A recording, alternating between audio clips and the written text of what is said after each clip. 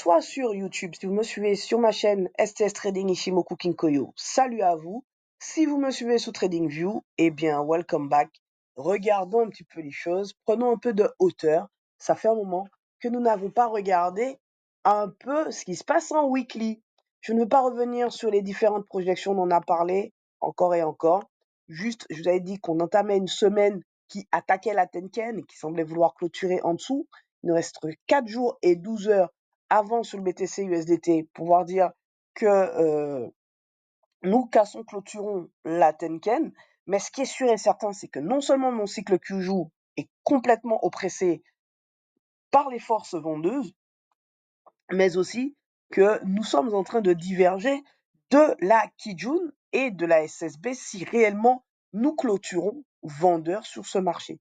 Donc il faut faire extrêmement attention à ce qui se passe là et c'est très intéressant de voir ce qui est en train de se passer actuellement. Ça veut dire quoi aussi? Deuxièmement, ça veut dire que sur les unités de temps inférieures, la Tenken est plate, donc on a une sorte de neutralité sur les 9 dernières périodes en tout cas euh, euh, Kyuju. 1, 2, 3, 4, 5, 6, 7, 8, 9. Vous voyez que le marché est relativement neutre. Et ce centre serait le plat de la Tenken, juste ici. OK? Autre chose aussi à noter, et c'est assez important, c'est de voir que on n'a pas eu l'influence du passé qui proposait l'effacement de creux pour pousser le marché à l'achat. On subit une vraie pression vendeuse. Donc attention à ce qui peut se passer ici les jours à venir. Ça ne veut pas encore dire que on va mettre un terme, on va vraiment retracer, mais c'est intéressant à suivre pas à pas. Ça vous permet de voir que l'Ishimoku, finalement, c'est pas si compliqué que ça. Donc en daily, on est bien en latéralisation depuis 9 semaines et on a 2 centres, 2 niveaux, je vais encore me répéter, c'est des lignes jaunes que vous avez juste ici. La dernière fois, j'avais laissé avec cette zone d'accumulation qui présentait des acheteurs, et bien on voit que ça travaille, ça fait exactement son boulot, et on va s'intéresser aux équilibres, on va plus avoir une analyse d'équilibre aujourd'hui. Ici, on a une bougie qui est sous la Tenken Daily, tout en étant en pression acheteuse, puisque je vois que mes cycles de Kyuju subissent des pressions acheteuses. D'accord? Ça ne veut pas dire pour autant qu'on a perdu cette dynamique vendeuse, mais on a une vraie pression acheteuse ici qui n'a pas encore basculé mes jambes de Kyuju en mode, par exemple, j'ai pas de B inversé. Il faudrait attendre 11h25, la clôture de ce jour, pour être très précis sur ce qui est en train de se passer. On a un momentum qui est acheteur parce que chez Q26, c'est toujours au-dessus de ses prix. Mais comme le prix est passé sous Kijun, le prix peut se faire manipuler à tout va, comme bon lui semble, sans que nous puissions faire quoi que ce soit. Donc, très rapidement, en 4 heures, on voit bien cette pression un peu acheteuse. Moi, hier, j'ai vendu ici un peu, revenir sur quelques... Hier ou avant-hier, j'ai vendu. Je crois que c'est hier. Revenir sur quelques niveaux. Et là, aujourd'hui, on est en phase dite d'observation. Donc, cette phase d'observation, pareil, on voit bien aussi une phase où les équilibres et le prix ne sont pas alignés. Donc, je dirais pour moi qu'on est en train de se faire manipuler. Il va être important d'avoir des moments déclencheurs, des moments clés, venir voir à quel moment le marché est prêt à nous faire partir à l'achat ou à la vente.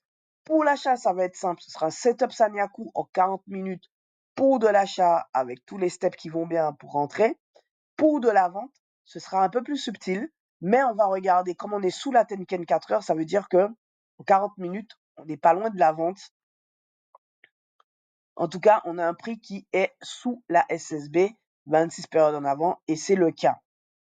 D'accord? Le Kumo est bien vendeur, le prix est bien sous la SSB, 26 périodes en avant. Seul hic, quand je regarde ce qui est en train de se passer, je constate qu'on diverge de l'information de la SSB qui invite à reprendre une dynamique vendeuse dans son cycle passif, mais le prix diverge de cette information. De même, on a effacé ici un sommet sur les 26 dernières périodes. de manière passive, nous aurions dû avoir une proposition vendeuse et donc un prix qui converge aussi avec cette notion de vente. Ce n'est pas le cas. Le prix semble diverger aussi avec avec la Kijun, pardon, et on est bien dans un petit cycle acheteur, puisqu'on est passé au-dessus de la Tenken 40 minutes, c'est-à-dire que sous les unités de temps inférieures, ça achète de manière provisoire. Est-ce que ça va être tenu? Ça, on n'en sait rien. Si je regarde les enchaînements de fluctuations, il faudrait que le marché me fasse ici une NSP NS pour partir à l'achat. Ici, si je regarde, j'ai bien une N de baisse, j'ai bien une S, on a fait une petite P, et là, on ne sait pas ce qui va se passer. Si mon marché rompt le haut de la bougie du 5 février 1h40, cas sur clôture, on pourra parler de NSP N et attendre une petite S pour prendre un trade ou un angle de Kijun après cet enchaînement pour prendre un trade et trader ce marché. Dans le cas contraire, ça veut dire qu'on continue à compresser le marché et à enchaîner des P et donc à latéraliser et il faudra attendre où est-ce que le prix va manipuler avant de se poser la question d'une distribution et pour tenter de prendre un trade sur ce marché. Donc, autant dire que là, c'est assez dangereux à trader et qu'il faut faire attention, on laisse de la liquidité partout. On en laisse sur la bougie du 5 février 1h40, mais aussi sur la bougie du 5 février 3h du matin, mais aussi sur la bougie du 5 février 10h20, mais aussi sur la bougie du 4 février 23h, 23h, et aussi sur la bougie du 4 février 20h20, et ainsi de suite, ainsi de suite. Ici, on a quasiment de la double liquidité. Donc, il faudra faire attention à tous ces éléments. Il y a autant de justificatifs pour venir prendre le haut, c'est-à-dire partir en achat, que de venir chercher à prendre le bas, c'est-à-dire vendre. Donc, en 40 minutes, si je dois vendre, j'attendrai de préférence ici une bougie qui vient rompre la Tenken, la clôturer et descendre sur l'unité de temps inférieure, voir si la volatilité embarque et et cherche à vendre aussi pour vendre de manière automatique et mécanique. Sinon, dans le cas contraire, je patienterai en 40 minutes pour voir à quel moment j'ai cette synchronicité avec la Kijun pour entrer en position et acheter mon marché. Et je joindrai ça, l'utile à l'agréable, c'est-à-dire le mouvement et la cyclicité pour venir déclencher une prise de position. Maintenant, si je veux essayer d'approfondir le sujet, je peux descendre très bien en 7 minutes où je vois clairement le dernier cycle des 26 périodes haussiers avec l'effacement de ce creux. Donc, on pourrait rentrer dans une phase dite de retracement de cette impulsion haussière.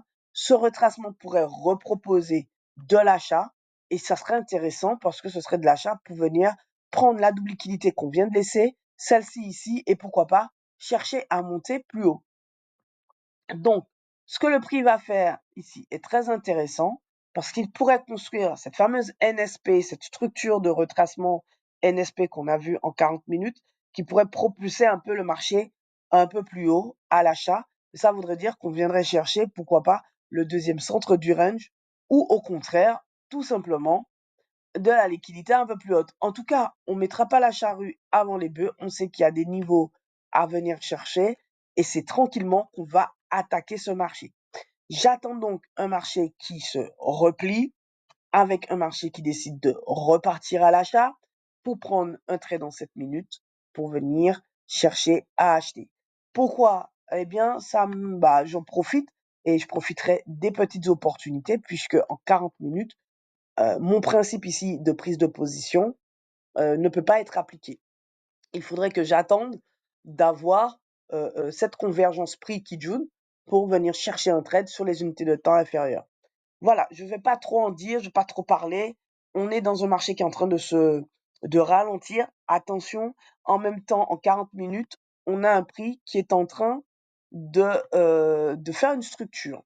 Alors, il ne faut pas oublier d'où on vient. On sort d'un marché qui a fait ici une fluctuation N de baisse quand même. Ici, une petite fluctuation N de baisse, une petite S retour à l'équilibre, et là on tergiverse, on ne sait pas trop où on va. Pourquoi? Parce qu'on a en dessous de nous une zone d'accumulation acheteuse qui fait son boulot. Donc, si le marché veut partir à l'achat, ça se surveille, ça s'observe. On peut attendre la rupture de la Tenken de 4 heures pour réfléchir à une prise de position. Ou, si le marché décide de partir à la vente, en 40 minutes, on verra le marché ici, au contraire, chercher à rompre la Tenken de 40 minutes et on viendra regarder voir si le marché nous embarque à la vente. C'est tout pour moi, prenez soin de vous. N'oubliez pas, si vous êtes sur YouTube, de me laisser un pouce, c'est la chaîne STS Trading Ishimoku Kinkoyo. Si vous êtes sous TradingView, suivez-moi et boostez mes vidéos. Tchuss!